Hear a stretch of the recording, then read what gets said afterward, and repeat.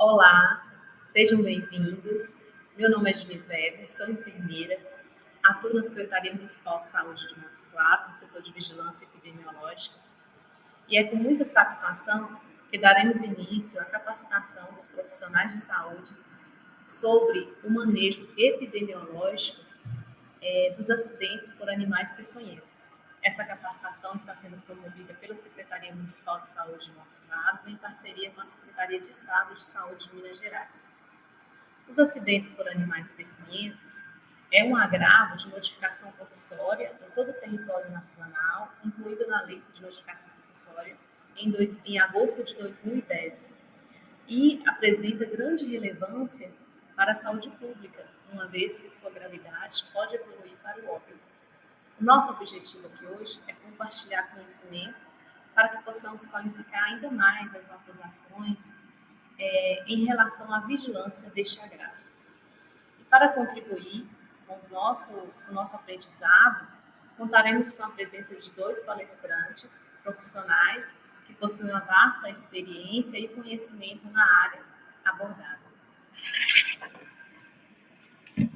São eles a enfermeira Amanda Andrade, ela que é referência técnica em acidentes por animais peçonhentos da Superintendência Regional de Saúde de Montes Claros, e também estará ministrando com a gente o Gilberto Ramalho, ele que é referência técnica do setor de pragas urbanas do Centro de Controle de Zoonoses. Iniciaremos a palestra de Amanda Andrade e em seguida será o senhor Gilberto Ramalho. Sejam bem-vindos. Olá, pessoal. É um prazer estar aqui com vocês hoje. Eu sou a Amanda, referência técnica da Superintendência Regional de Saúde de Acidentes por Animais Peçonhentos. A gente vai começar esse nosso alinhamento fazendo uma análise epidemiológica dos acidentes por animais peçonhentos, e aí nós vamos mesclar com algumas orientações de prevenção. Para iniciar, eu trouxe aqui para vocês o QR Code de uma capacitação que foi ministrada pelo Dr. Mariano Fagundes, nesse ano de 2023, em junho. Foi uma capacitação sobre o manejo clínico dos acidentes com animais peçonhentos. Foi uma capacitação surpreendente, né, em que ele fala sobre como atuar diante desses casos de acidentes por animais peçonhentos. E eu deixo aqui o QR Code, vocês também podem procurar, né, pelo título no YouTube para ter acesso a essa capacitação. E aí, para iniciar, todo o processo, né, do acidente por animal peçonhento, muitas pessoas assimilam essa assistência apenas à administração do soro. Mas a assistência, ela começa na prevenção dos acidentes, que é algo que vocês podem e devem fazer, né, na atenção primária.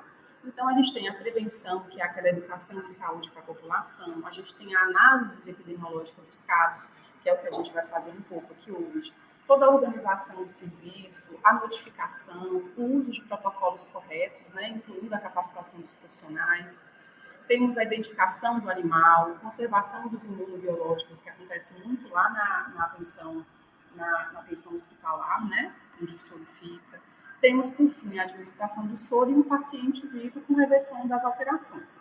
Mas é importante saber que vocês têm um papel importantíssimo nessa prevenção dos acidentes e na educação em saúde para a população.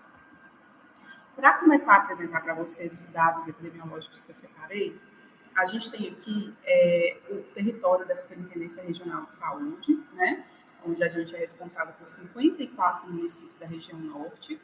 E nesse período de 2018 a 2022, que foi o período analisado, a gente teve registro de 33.451 notificações de acidentes por animais peçonhentos. Montes Claros, que é o município onde vocês trabalham, teve registrado 13.284 acidentes por animais peçonhentos. Isso corresponde a 30%, né, dos acidentes que a gente tem registrados nesses 54 municípios da Superintendência Regional de Saúde. Então, vocês têm um papel importante também, porque o número de notificações aqui na região é grande. Em relação à zona de ocorrência desses acidentes, de 2018 a 2022, o maior número de acidentes ocorreu na zona urbana, né, 90%, e um número menor, 9%, na zona rural. Aqui a gente separou por bairros, para que vocês tenham uma noção, né, de quais bairros a gente tem uma incidência maior. Então, a gente começa aqui, ó, com Independência, seguido pelos Santos Reis, Maracanã, São Judas, Major Pratos e assim por diante. Aí vocês podem dar uma olhadinha, né, parar o vídeo, procurar aí o bairro de cada um de vocês, para vocês verem como vocês estão, né, nessa escalinha aí.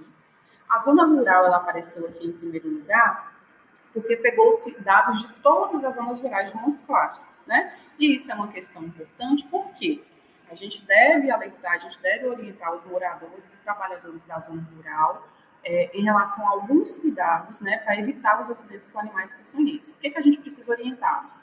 O uso de calçados fechados, de cano alto, ao andar e ao trabalhar em área rural, né? Usar luvas grossas para manipular folhas secas, lixos, palha. Não colocar as mãos em buracos ou em ocos de árvores sem proteção dessas mãos e evitar o acúmulo de lixo de entulho, que além de servir de moradia para esses animais peçonhentos, também é onde eles procuram comida, né? Que é onde a gente tem outros insetos sobrevivendo, no lixo e no entulho.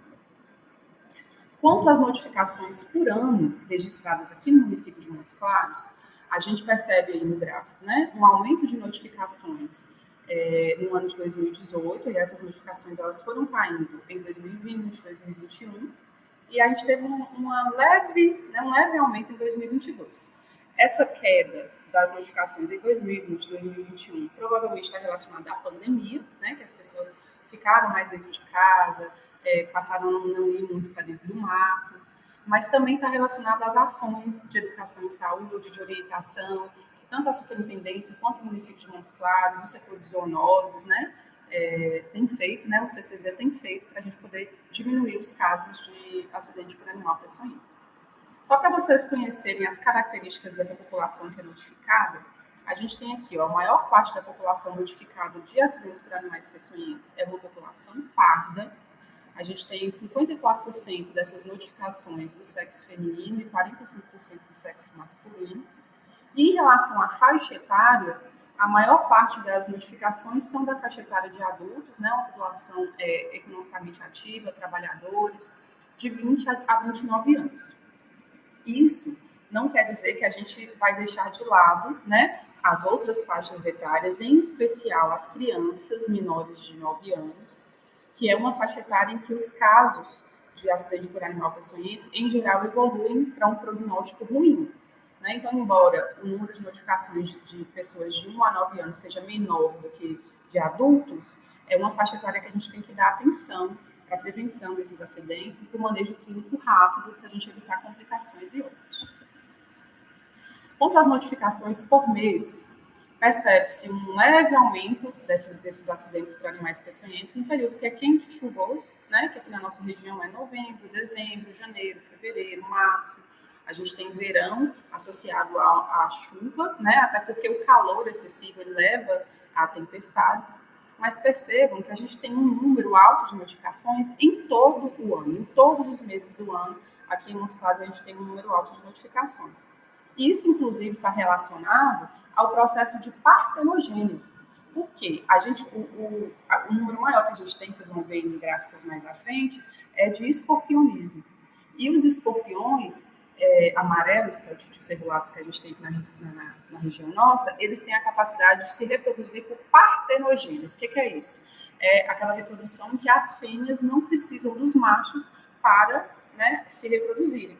Então, aqui na nossa região, como a gente tem esse escorpião, a gente tem reprodução, né, o ano todo. Então, por isso que a gente tem números altos de acidentes por animais peçonhentos o ano inteiro. Quanto ao local em que a gente mais tem a picada, e isso também direciona nossas ações de prevenção, percebe-se aqui que as picadas são principalmente no dedo da mão, no pé, no dedo do pé e na mão, né? Ou seja, são extremidades. Em relação ao tempo que esses pacientes demoram para poder buscar atendimento, né, entre o acidente e o atendimento, a maioria dos casos registram o tempo de 0 a 1 hora ou de 1 a 3 horas, e isso é um ponto muito positivo para a gente, porque a literatura ela aponta que o ideal é que não demore mais que 1h30 para que esse paciente tenha o primeiro atendimento, para que possamos ter um prognóstico positivo desse acidente, né? Então, esse tempo aqui mostra para a gente que o HU, que é o nosso polo de soroterapia, está bem localizado, né? Porque permite que as pessoas cheguem até ele num tempo hábil, que é no máximo até 1h30. Na maioria dos casos, a gente tem manifestações locais, né? Então, em 12 mil casos notificados, a gente teve manifestações locais, e na maioria dos casos, a gente não tem manifestações sistêmicas. Esse também é um ponto positivo, né? Uma característica positiva dos nossos registros, porque a manifestação sistêmica, ela já indica, né, uma gravidade daquele caso. É quando a gente tem um ataque cardíaco, quando a gente tem, o caso evolui para vômitos, né? Para edema agudo de pulmão. Então, se a gente tem mais casos, mais manifestações locais, quer dizer que a gente tem casos leves, né, que precisa de uma atenção menos agressiva. Aqui eu coloquei para vocês os registros do SINAM, que é o nosso sistema de notificação, que mostram onde que ocorre a maioria dos casos. Então, a maioria dos casos registrados diz que a ocorrência é dentro da casa, né, no domicílio, no quintal da casa, e a gente também tem muitos registros de acidentes que ocorrem na escola, né, principalmente escola infantil, que a gente tem inclusive a identificação de um CEMEI aqui da cidade, que é o CEMEI Abílio de Jesus, e essa informação, ela norteia nossas ações de prevenção, né, para evitar esses acidentes no domicílio, na escola. O que a gente precisa fazer? Verificar cuidadosamente calçados, roupas, toalhas, roupas de cama antes de usá-los. Precisamos limpar, né, ralos de banheiro, de cozinha, caixas de gordura, manter camas e berços afastados no mínimo 10 centímetros da parede, evitar que os lençóis toquem o chão, né, porque quando essa cama, esse berço está encostado na parede, ou o lençol toca o chão, é a forma como o bichinho vai conseguir subir, né, principalmente o escorpião, que é o que a gente mais tem aqui, é a forma que ele vai conseguir subir na cama, né, e atacar essa criança ou esse adulto. Outra recomendação importante para a gente evitar esses acidentes no domicílio, nas escolas: fechar frestas de paredes, buracos de móveis, de rodapés, né, que servem de esconderijo para esses escorpiões, e usar telas nas aberturas dos ralos, de pias e de tanques. A espécie que a gente mais tem registrado nas nossas notificações é o escorpião, né? 87% dos casos são de escorpionismo. Depois a gente tem aqui, né, outros animais que são registrados, temos serpentes, temos aranhas, abelha e lagarta.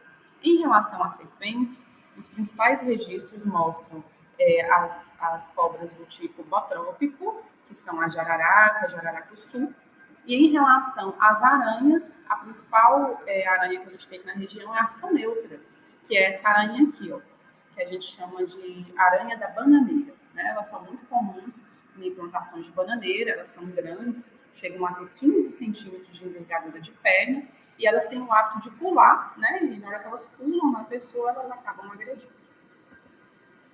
Eu coloquei esse slide só para chamar a atenção de vocês mais uma vez para a quantidade de crianças que a gente tem que são agredidas por escorpiões, né? E mais uma vez reforçando, as crianças menores de 9 anos são as que têm, né, um prognóstico pior, que vão mais a óbito.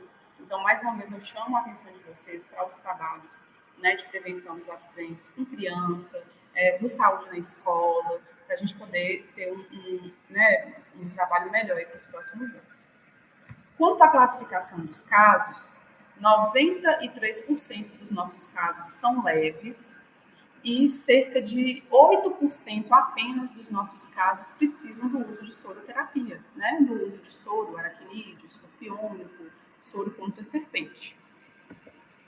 Em relação à classificação dos casos por faixa etária, percebam aqui, ó, que mais uma vez a gente vai abordar a questão da faixa etária das crianças. Essa linha verde, ela indica os casos graves. Percebam que a gente tem mais casos graves na faixa etária, né, menor de 9 anos, especialmente nas crianças de 1 a 4 anos, onde a gente tem esse pico aqui, né? E nossos casos leves, que é a linha azul, ele é mais frequente nos adultos, né, de 20 anos em diante.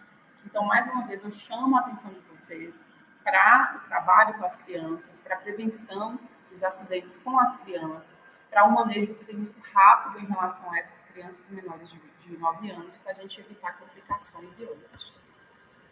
Em relação à evolução dos casos, a maioria dos nossos casos evoluiu para cura. Nós tivemos, no ano de 2018, um óbito. Em 2019, 3 óbitos por acidente com animal peçonhento. Em 2020, 2 óbitos. Em 2021, 1 óbito. O ano passado, né, que é o nosso último ano de análise, a gente não teve nenhum óbito, né? Isso foi para a gente uma vitória, a gente comemorou muito, e também é reflexo do trabalho de vocês, né? Não ter tido nenhum óbito em 2022, e a gente espera que os próximos anos a gente consiga melhorar cada vez mais essa assistência. Em relação ao acidente relacionado ao trabalho, que é um campinho que tem lá na ficha de notificação, para vocês verem a quantidade de acidentes que a gente tem. Eu peguei só uma parte, né? De acidentes que ocorreram no ambiente de trabalho. 97% dos registros afirma não ter relação desse acidente com o trabalho. Mas essa informação, ela é duvidosa, porque a gente sabe que muitos profissionais ou não preenchem esse campo, né? Deixam o campo em branco, ou colocam ignorado, outros nem perguntam, né, para o paciente se aquele acidente estava relacionado ao trabalho ou não. Então, eu peço a atenção especial de vocês para esse campo lá da ficha de notificação que a gente vai ver daqui a pouquinho. Então, aqui está a ficha, né? É importante lembrá-los que essa ficha, esse registro, né, ele é compulsório. Então, todo caso confirmado de acidente por animal peçonhento, ele tem que ser registrado, né? Mesmo que a pessoa não tome soro e mesmo que o animal ele não tenha sido identificado, está registrado aqui, ó, no início da ficha. Então, assim, você não sabe qual foi o animal, mas a pessoa apresenta evidências, manifestações clínicas de que ela foi agredida, né, que ela teve um acidente por animal peçonhento, então esse acidente ele tem que ser registrado. Essa primeira parte da ficha, ela traz mais informações gerais, né, informações pessoais sobre o paciente e sobre a unidade que fez a notificação. Ainda na frente da ficha, né, na parte de baixo, a gente tem dados complementares sobre o caso, né, falando sobre o tempo entre a picada e o atendimento, local de picada, quais as manifestações locais e sistêmicas que esse paciente apresentou, o tipo de animal envolvido nesse acidente, né? Então, essa é a ficha na frente. No verso da ficha, a gente tem informações sobre a classificação do caso, se tomou soro ou não, o tipo de soro e quantas ampolas foram administradas. Temos informações sobre as complicações locais e sistêmicas. Esse campo 56 aqui é o que eu chamei a atenção de vocês agora há pouco em relação aos acidentes relacionados ao trabalho, né, que tem que ser preenchido. Temos informação sobre a evolução, se esse caso foi para cura, para óbito, né? E aí, na parte de baixo do verso dessa ficha, a gente tem aqui a indicação de soroterapia. Então, por tipo de animal, a gente tem a informação de quantas ampolas de soro devem ser administradas. E eu chamo a atenção de vocês porque, em relação ao soro escorpiônico e em relação ao soro botrópico, a gente teve uma atualização. Então, essa recomendação, né, essa conduta para botrópico, que é a jararaca, jararacuçu, e para escorpiônico, ela está desatualizada. Essa ficha ela é de 2006. E em 2016, a gente teve uma nota informativa nova. E essa nota informativa, ela atualizou essa quantidade de soros, né, de acordo com a classificação do caso, para o acidente escorpiônico e para o acidente botrópico. Então, a partir dessa nota número 25, a gente vai fazer uso de número fixo de ampolas para os casos escorpiônicos e de números fixos de ampolas para os casos botrópicos, de acordo com a classificação de cada caso. Existe também um serviço de toxicologia do Estado, que funciona no Hospital João 23. Esse serviço está à disposição de vocês também, né? Embora vocês não façam a soroterapia em si, mas se tiverem dúvidas sobre a condução de algum caso, não só em relação aos peçonhentos, mas outros casos de intoxicação, como intoxicação por medicamentos, por plantas, lá no Ciatox tem um serviço que funciona 24 horas por dia, com médicos, enfermeiros, farmacêuticos disponíveis para orientá-los. E quais são os primeiros cuidados, né, que vocês devem ter se vocês se depararem com um paciente aí no território de vocês buscando ajuda para um acidente por animal peçonhento? Então, primeiro, lavar o local com água e sabão, hidratar esse paciente. Vocês podem também notificar esse caso, né, encaminhar a notificação para a vigilância do município. não fazer torniquete ou garrote, não cortar o local da picada, não perfurar ao redor do local da picada, evitar a movimentação excessiva desse paciente para evitar a circulação do veneno, né, para evitar que o veneno chegue mais rápido aos órgãos vitais e ao sistema nervoso central. Não colocar folhas, pó de café ou outros contaminantes no local do ferimento.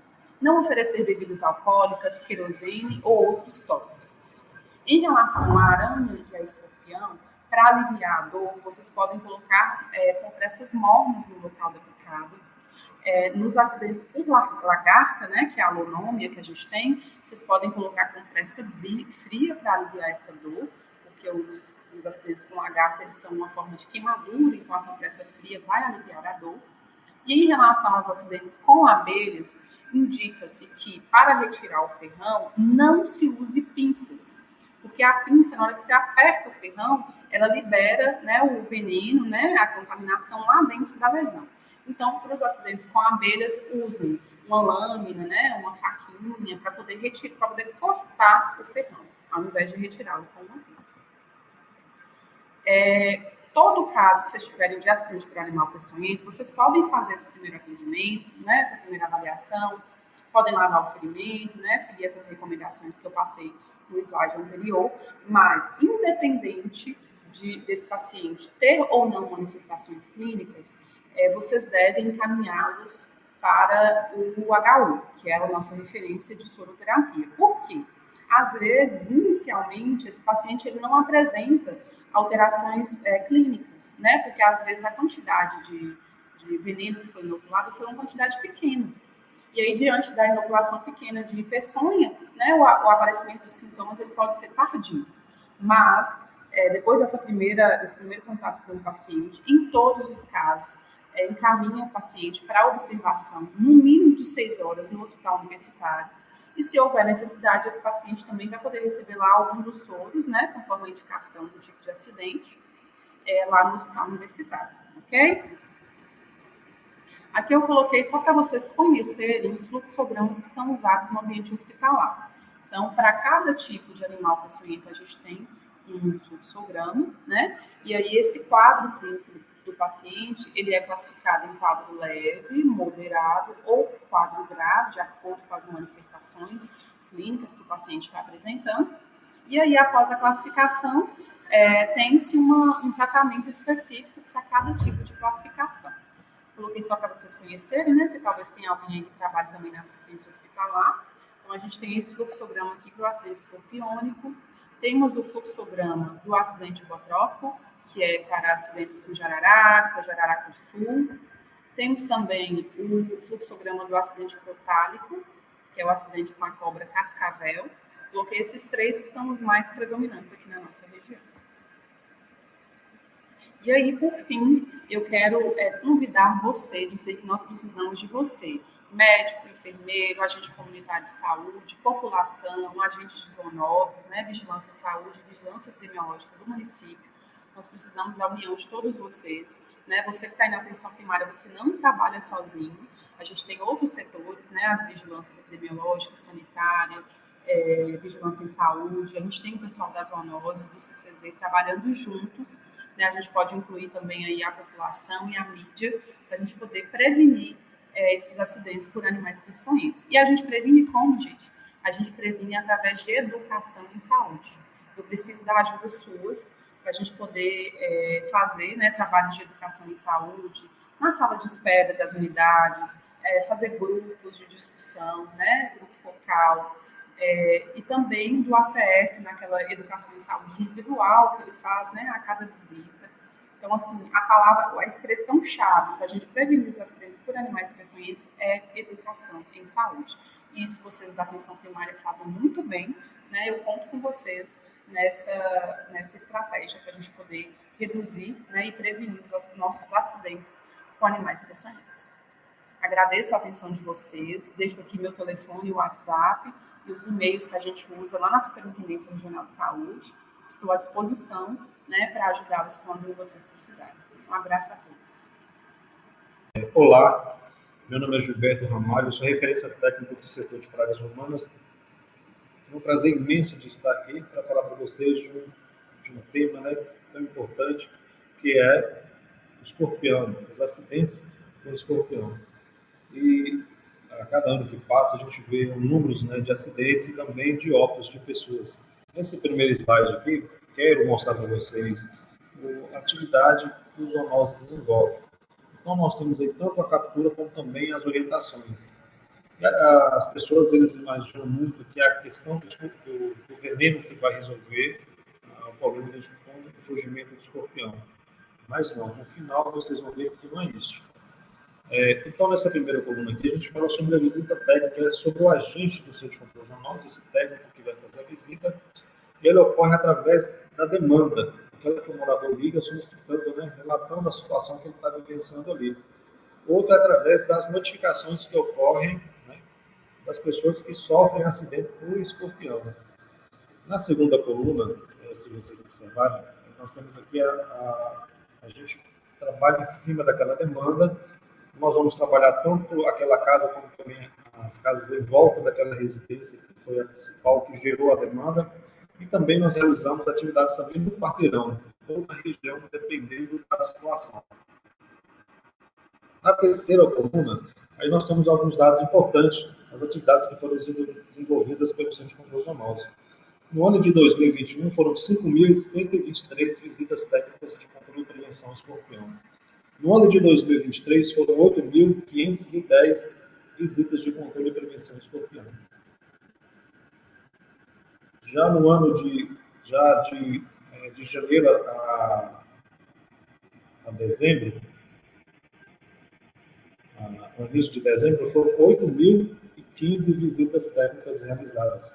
Essas visitas técnicas, elas são realizadas tanto na área urbana como também rural. Nesses slides aqui, nós temos aqui a relação de alguns bairros com maior incidência, tanto de notificação de escorpião, é isso, como também aquela demanda que a pessoa liga solicitando o serviço. Nós temos aqui o Vila Atlântica, Novo Delfino, Chiquinho Guimarães, Monte Carmelo, Vila Ipiranga, Delfino Magalhães, Jardim Palmeiras, Morrinhos, Maracanã, Santos Reis. Deixei esse bairro aqui, ó, Residência Santa Vitória, em vermelho, para mostrar para vocês o seguinte. Esse bairro é um bairro novo, né, um bairro novo de Musculares, um bairro nacional. São casas, assim, vamos dizer que são novas, né, porque foi um conjunto habitacional. E lá nós temos tanto o acidente de escorpião como também a demanda. Então, para você ver que o escorpião, a sua dispersão, ele vai estar tanto através da dispersão passiva, que eu vou falar mais na frente, como também o deslocamento também através da tubulação de esgoto. E aí que entra a questão do cuidado, das medidas preventivas, porque às vezes você tira um telhado, um tijolo de um local, leva para outro ambiente, você pode estar levando ali junto ali o escorpião. Nós temos ali também o Sintra, o Alto São João, Independência, né? O Jardim Dourado e o Major Prats. Esses são os 10 primeiros, mas nós temos mais bairros aí que surgem. E o mês ele é relativo, talvez nesse mês de dezembro apareça o bairro, no outro mês ele pode ser que não apareça mais. Bem, tem alguns fatores que favorecem o abrigo e a proliferação, né, e o acidente, aqui acidente não, mas é acidente com escorpião tipo celulares, tá bom? Não é acidente do escorpião, mas é acidente com escorpião tipo celulares. Nós temos aqui, o que favorece muito? O clima tropical, porque o clima quente, o escorpião vai estar mais ativo, ele vai reproduzir, ele vai se alimentar com mais facilidade, e aí ele vai estar ativo, vai estar em vários ambientes, podendo ocasionar o quê? O acidente. A sua introdução passiva, como eu citei anteriormente, às vezes você pega o material de um espaço, de um bairro, de um local e leva para outro, você vai estar levando junto aqui o escorpião. Então, antes de você pegar o material, você também precisa pressionar muito bem esse material para não estar levando o escorpião para outro ambiente. O tipo celulares, ele se instala e se reproduz com muita rapidez. Né? A sua reprodução, embaixo já estou falando aqui, ó, reprodução com partenogênese. Então, ele não precisa do macho. Ele, com o calor e alimento, ele vai reproduzir sozinho, né? Isso facilita muito a sua dispersão. O outro fator também que favorece muito os acidentes são o uso inadequado de inseticida. Por quê? O escorpião, ele sente muito, ele sente o ambiente de onde ele está. Então, quando você usa qualquer produto que seja de cheiro forte, essas partículas, quando estão no ar, ele sente isso e ele faz o quê? Ele sai daquele espaço e vai procurar outro. Então, não sei se vocês já se depararam, quando lavando a casa, com água sanitária, com algum produto, o escorpião sai do ralo, sai de uma fresta. Por quê? Aquele espaço, aquele ambiente, já para ele não serve mais. Porque aquilo ali acaba afetando ele. Então, ali, ó, aquilo é sinal de perigo, então ele não vai ficar ali. A mesma coisa acontece com o inseticida. Você faz a dispersão das partículas no ambiente, mas o escorpião ele não fica ali exposto. Ele vai estar o quê? Debaixo de uma pedra, tijolo, de uma festa, isso das populações de esgoto, dentro de um móvel, ou debaixo de qualquer coisa, até dentro de um sapato. Não, o inseticida não vai pegar nele, só quando ele sair ou estiver em algum espaço. Então, por isso que não é recomendado. Ele sai desse espaço e vai procurar outro. Aí, nesse momento que vão ocasionar os acidentes. Por isso que não é recomendado a utilização de inseticida. Outro ponto que favorece também o surgimento do escorpião é o período chuvoso. O escorpião vai sair de algumas partes que ele está, que ele vai estar mais molhado, ou que vai ter água, então ele vai procurar um espaço mais seco e úmido. Então ele vai acessar outros ambientes. É nesse momento que vai ocasionar os acidentes. Por isso que nós temos que estar sempre vigilante, observando a nossa residência ali, para ver que ali se o escorpião se instalou e aí eliminá-lo. E outro ponto assim, que acontece muito, que favorece tanto a proliferação como o abrigo do escorpião, é a não adoção das medidas preventivas. Gilberto, como é que é isso? Vamos visualizar da seguinte forma. A questão do ralo. O ralo é uma delas.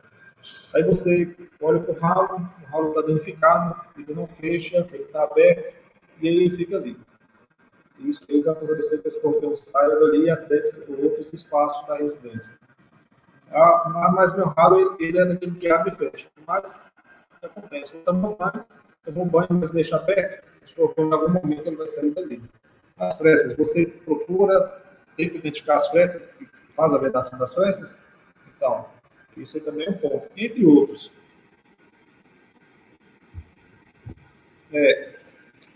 Nesse slide, aí eu estou mostrando para vocês aqui o título celuláceo. Por que ele recebe o nome de título celuláceo? Porque aqui, ó, nesse segmento, tá vendo? 1, 2, 3, o quarto segmento aqui, ó, ele tem uma serrilha. Então, essa é a característica do título celuláceo, que é o escorpião amarelo. Aí nós temos aqui, ó, as pinças, né? Pelas mãos, nós temos aqui o palco, as quelíceas, nós temos o olho dele aqui mais em cima, o abdômen, nós temos o telosfronte que faz inoculação do veneno também nessa região, né? E a serrilha, como eu falei para vocês, né? A cauda, esse quarto segmento tem essa serrilha. Então, essa é a característica do título celuláceo.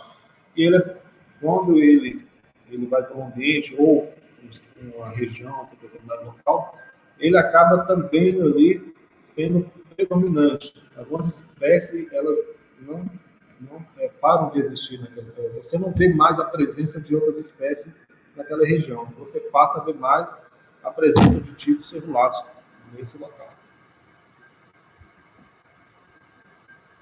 Aqui nós temos a característica do título celuláceo, né? O escorpião amarelo, a gestação dele é 3 meses, tamanho 7 centímetros, né? Aracnídeo, a sua classe aracnídeo, amarelado, a sua reprodução, já falei para vocês que é partenogênese, né? Então, imagine um escorpião desse, dentro de 3 meses, ou menos um pouco aí, a sua gestação, ele vai ter 20 filhotes, esses 20 filhotes depois tem mais 20 filhotes, imagina a quantidade de escorpiões que não vão ter no ambiente. Então, quanto antes você adotar as medidas e identificar a presença do escorpião, isso aí vai ajudar muito, né, na redução da quantidade de escorpião no ambiente. Agora, vou mostrar para vocês aqui é o título baiense. Talvez vocês não tenham visto muito esse aqui, mas volta e meia a gente encontra ele aí. Ele não é tão predominante quanto o título celuláceo, mas o escorpião também tem tensões, quase as mesmas características. O interessante dele aqui é que ele, para se reproduzir, precisa se acasalar. O título celuláceo não. somente com calor e alimento, a fêmea reproduz os seus filhotes. O baiense já é diferente, precisa sair dessa lá.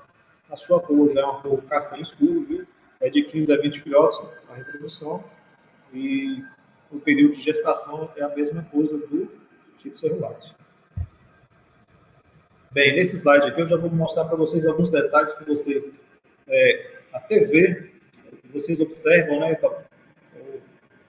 tem assim, diariamente, né, o contato diariamente, mas não tem aquela atenção devida, né? Ah, eu poderia estar vedando essa fresta, eu poderia estar adotando essa medida. Olha bem embaixo aqui, nessa setinha amarela, você vê aqui, ó, é uma fresta, o escorpião adora esses ambientes, então ele fica aí, ele sai, caça e volta para esse local aí, reproduz aí dentro. Você vai, em algum momento você vai conseguir identificar o escorpião aí dentro? Jamais. Vou contar um fato para vocês aqui, que aconteceu no bairro Ipiranga. Tinha uma senhora, nós fomos atender uma demanda lá de medicação de uma senhora idosa, de uns 60, 70 anos mais ou menos, e aí eram duas notificações, dela e de uma criança. Achei estranho, falei assim, mas foram duas pessoas que sofreram um acidente aqui na residência? A senhora, ela falou assim, foi assim, Gilberto. Me explica como é que foi isso aí, que eu fiquei curioso. Ela falou, vou te falar, tá vendo essa fresta? Igual essa primeira imagem aqui, dessa mesma forma ocorreu na residência da casa dela. A netinha dela, e ela cuida dela, a filha dela, ela estava chorando muito, com dor, e ela não sabia o que foi, mas ela viu que ela estava próximo desse local. Instinto de vó, ela foi e colocou o pé dela também nesse local, e ela recebeu uma picada. E aí ela percebeu que naquele local tinha um escorpião, e a netinha dela foi picada nesse local. Então, assim, a gente não sabe se foi uma atitude heróica, né? Mas isso é instinto. Então, foram duas pessoas que foram acidentadas, e graças a Deus também que ela, com mais atitude que ela teve, né, colocando também a filha dela em risco, acabou identificando que ali tinha um escorpião. Olha para vocês que é muito interessante. O que nós chamamos de saída de água. Nessa primeira imagem, saída de água é que é utilizada para bebedouros, para tanque, e as pessoas deixam isso aberto. O escorpião sai por aí também. Muita gente não imagina que o celular sai por aí. Na segunda imagem, nós temos aí uma pia. O escorpião dele sai na pia, e vocês já devem ter visto aí muitas vezes, né, o escorpião saindo na pia, no tanque, ou até mesmo dentro da máquina de lavar roupa. Então, por isso nós temos que usar a telinha, manter as pias tampadas. Essas medidas aí ajudam muito a prevenir o surgimento do escorpião. Nesse slide aqui é muito interessante. Essas frestas, na primeira imagem, talvez você não dá um certo valor, não imagina que o escorpião possa se abrigar aí. Mas aí é uma condição favorável para ele ficar e se abrigar. Na segunda imagem, já é uma fresta de piso. Então, o escorpião consegue se abrigar. Então, nós temos que ficar atento a isso. Agora, imagine você bater veneno nisso aí tudo. As partículas, elas vão conseguir entrar aí dentro? Será que elas vão conseguir matar o escorpião lá? Dependendo do tamanho e profundidade dessa fresta? Agora, é muito interessante aqui.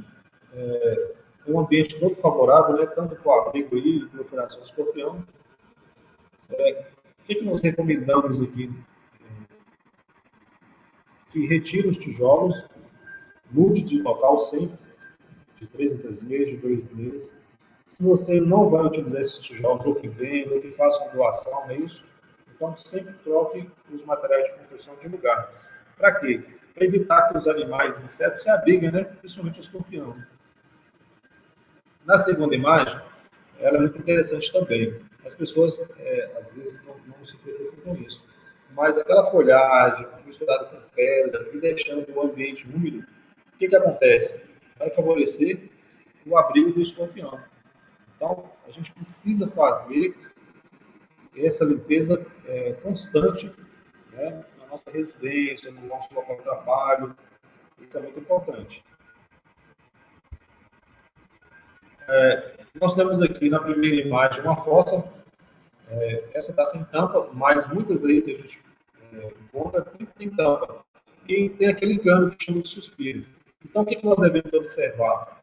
Se existe alguma fresta em torno da fossa. Se existe, tem que tampar. E naquele cano nós vamos colocar uma tela na boca do cano para quê? Para evitar que o escorpião saia, que a barata saia, e também que mosquitos, né, saiam também dentro da fossa, porque ele é um ambiente que favorece muitos animais, insetos e outros. Na segunda imagem já é uma cisterna. Nós colocamos aqui sem tampa, a gente conta tanto com tampa sem tampa. A recomendação é a mesma coisa, observar as frestas e vedar as frestas da cisterna. Por quê? É um ambiente que é úmido, escuro, então vai favorecer tanto a barata como o escorpião, né? Eles vão se abrigar, é um ambiente totalmente favorável para eles. Nós temos aqui na primeira imagem, nesse slide, vocês estão vendo a tampa da caixa de esgoto. Então muita gente fala assim, mas a caixa de esgoto está tampada. Mas vejam bem, não é da tampada, é que está vedada. Então a caixa de esgoto tem que estar vedada. No slide acima estava falando ralo vazado. Na maioria das casas tem esse ralo. Esse ralo o escorpião sai. Então nós temos que ter um ralo que é aquele que abre e fecha, ou então colocar a tela desse ralo. Na imagem abaixo, que é uma pia, é só demonstrando para vocês aí que é necessário que você coloque a tampa na pia, porque o escorpião vai sair.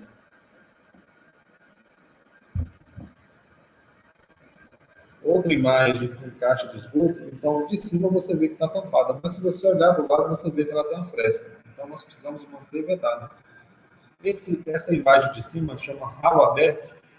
O ralo você vê que ele é um ralo que abre e fecha, que tem esse sistema de abre e fecha. Porém, que é o quê? O ralo está aberto. A mesma coisa acontece conosco, né?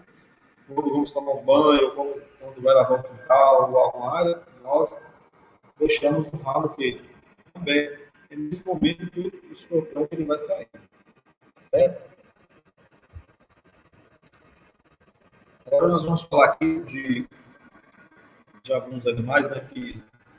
Animais insetos. Servem de alimentação para o escorpião. Nós temos as moscas, né? As baratas, aranha, grilo e entre outros. Mas, Gilberto, mas porque você quer dar alimento para o escorpião? Como é que é isso? Não é isso. Estou dizendo para você que o ambiente ali que você dá a condição desses animais insetos desenvolver, você vai fazer o quê? Você vai atraindo o escorpião para aquele ambiente. Então, no ambiente sujo, com esses materiais que atraem esses animais, você vai ter a presença do escorpião. Principalmente a barata. Tem presença de barata? O escorpião adora barata. O que mostra isso para vocês é que o escorpião vai estar ali naquele ambiente à procura de alimento. E quais são esses alimentos? Agora, esses aqui são os que fazem a alimentação na cadeia, né, de alimentar. Então, eles fazem a alimentação do escorpião. Então, nós temos aí os lagartos, né? Temos os sapos, as fêmeas, nós temos as corujas, os gaviões, os saruês, os coatis e as galinhas. Eu deixei o saruê aqui, em vermelho, que é muito interessante. O pessoal detesta o saruê, né? Porque o bicho é danado. Ele come de tudo. Ovo, tudo que ele acha na frente. Mas o saruê, ele consegue identificar um escorpião, ele consegue identificar uma serpente e fazer a alimentação desses animais. Então, é muito interessante vocês não matar o animal, né? Não achar que ele é prejudicial, está me prejudicando, está trazendo um prejuízo financeiro ou algo nesse sentido. Não pense assim, não, porque ele tem um papel muito importante na natureza e ele consegue identificar uma serpente longe. Então, vocês podem acessar o YouTube aí, ou os vídeos, vocês vão ver que eu não estou mentindo. Então, ele tem um papel muito bom. O ruim dele é que ele realmente come os ovos mesmo, não tem jeito, né? Então, ele está ali, o que achar, ele come mesmo, granate mesmo. Mas tem esse papel muito importante ali na natureza, principalmente no controle do escorpião, serpentes, isso para nós é uma ajuda muito grande. Principalmente que a gente está com um número, a cada ano que passa, a gente vê que a gente tem mais presença de tipos regulados. Bem, nesse slide, eu vou mostrar para vocês que antes de calçar qualquer calçado, como o Amanda já colocou muito bem, nós devemos verificar o calçado, verificar a roupa, né, sacudir, porque nós podemos sofrer um acidente por causa disso. Então, tem o hábito de estar sempre sacudindo, batendo o sapato, a bota, o calçado, viu? em qualquer lugar, ou aqui na localidade rural, ou no sítio, ou na empresa, chegou, a bota está lá, o calçado está lá, bate, a roupa está pendurada em algum local que é uma parede, que tem frestas, algo assim, que acostuma a surgir escorpião, sempre sacudindo. A roupa que está no chão, antes de vestir, se sacuda, tá bom? Vamos adotar essa prática aqui, é muito importante, vai evitar muitos acidentes. Olha, essa imagem que eu coloquei para vocês é para provocar mesmo assim, como é que nós vamos fazer uma residência dessa? Aqui deve ter escorpião demais. Então, a questão da vigilância domiciliar e essa organização dentro do domicílio, você organizar e adotar essas medidas, ela é muito importante, porque você evita que o escorpião suja, não é isso? Você vai evitar o abrigo, vai evitar os animais que também são fonte de alimento para ele. Isso é muito importante. Nessa imagem aqui é para mostrar para vocês é comum nas residências que nós visitamos a gente vê diversos animais, tanto galinha, como porco, cavalo, entre outros. Então a gente vê muitos alimentos espalhados pelo chão. O pessoal tem o hábito de dar o alimento para os pássaros, para as aves, e ficam espalhados e resta comida, e ali são animais e insetos são atraídos. O escorpião também vem atrás, além de outros animais e insetos. Então, a limpeza desse local é muito importante e tem que ser diária, né? A limpeza diária para evitar que esses animais venham, que sejam atraídos por esses alimentos, né? E o ideal, com relação à ração desses animais, eu falo de pássaros, de cavalo, dentre outros, né? Eu falo de porcos, de tudo que você tiver, que guarde em recipientes com tampa, tá bom? Para evitar o acesso desses animais.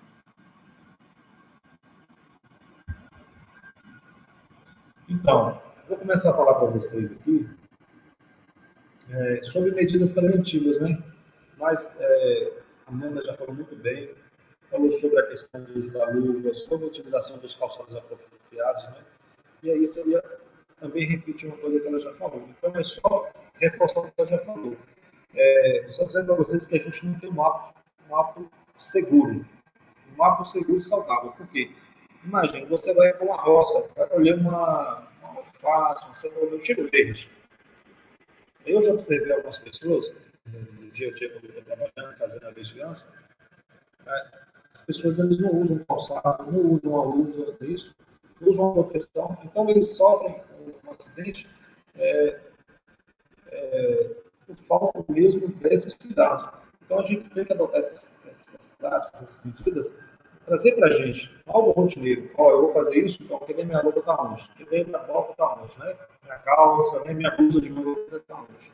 Meu boné está onde? Meu óculos está onde? Então, você deixa o meu local acessível, você vai desenvolver suas atividades, seja na roça, seja na cidade, onde for que você está desenvolvendo sua atividade, vai calçado protegido, que você vai evitar uma dor de cabeça, né? E também uma complicação maior, até mesmo o risco da sua vida, viu?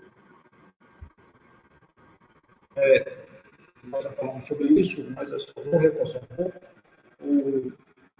Manejar corretamente o lixo doméstico é muito importante. Muito claro, a gente trabalha a parte educativa, mas a gente não entende os moradores que muito acha que tirar o lixo do seu quintal e jogar no lote vago ao lado ou na casa abandonada não é um problema. Pelo contrário, você está transferindo um problema, mas esse problema vai vir em dobro, né?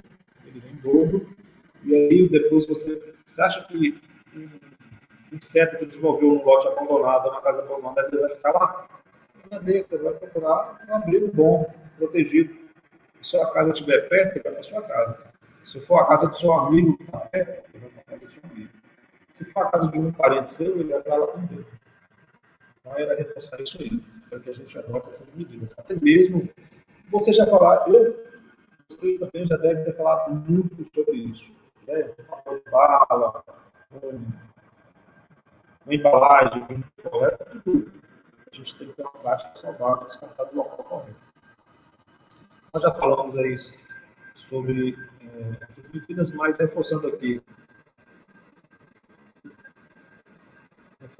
Sacuda bem os calçados, como a amiga já falou, usar telas, vedantes em portas de janelas, panos de chão, antes de segurar ou de pegar, não abafe com a mão toda, pega aquela pontinha, levante, tá bom? Principalmente naqueles locais que tem incidência de surgimento de escorpião, tá? e manter as residências livres de barata. Como é que você mantém as residências livres de barata? Não é jogando veneno em sua casa, não. Eu vou bater veneno, vou contratar a empresa, não é isso. É aquelas medidas que nós falamos com relação ao resto do alimento, o lixo, é isso, a vedação do ambiente, isso nós estamos falando. E outra coisa, tem produtos bons que você pode colocar como gel, tem gel hoje de alguns laboratórios muito bom. Não precisa você fazer a aspersão de quantidade de inseticida no seu ambiente. O gel resolve o caso de muitas baratas, principalmente a barata germânica, aquela pequenininha, tem gel aí que você utilizar, faz o controle muito bem. Como a Amanda já falou sobre esse slide, eu vou passar mesmo. Aqui são as referências técnicas, né, que eu utilizei para estar baseando aqui, falando para vocês, tá bom? O que vocês quiserem, vai estar à disposição para vocês acessarem depois. O telefone para informações são do Centro de Controle Zoonoses, 2211-4400, 2211-4361, e-mail, ccz.gmail.com, embaixo está o meu e-mail, gmail.com. Bom, aqui é a imagem de um sapo fururu, é muito interessante. Isso aí foi na localidade lá de Panolim, se eu não me engano. É isso. E aqui é demonstrar para vocês que esses animais eles têm uma importância muito grande na natureza, né? Que eles fazem um controle do certo. Então, quero agradecer a vocês aí. É muito bom estar falando para vocês aqui. Vocês podem estar em contato comigo, qualquer dúvida, né, ou que vocês queiram que a gente trabalhe em algum momento, a gente vai estar à disposição. E a demanda, e a questão do escorpião, ela vem aumentando a cada ano, como vocês viram nos números lá no início, né? A cada ano que passa, vai aumentando a demanda do escorpião. Vai aumentando a demanda, a solicitação, que é aquele surgimento ali na residência do morador, como também as notificações também por acidentes com o escorpião. E aí que a gente se preocupa muito, porque a gente tem que estar vigilante o tempo todo. Agradecer a vocês, agradecer a Júnia, a Amanda, né? E dizer que o Centro de Controle Zoonoses aí está à disposição. E a qualquer momento que vocês precisarem, estamos à disposição. Toda essa capacitação, brilhante palestra da Amanda e do Gilberto, né, que trouxe conteúdo tão relevante, né, para o nosso aprendizado. Muito obrigada a vocês, nossos palestrantes, né, que contribuem imensamente para o nosso conhecimento. Eu quero agradecer também a atenção, né, de vocês, profissionais da saúde. Muito obrigada. E quero dizer que nós estamos à disposição, né, na vigilância epidemiológica para qualquer dúvida. Muito obrigada.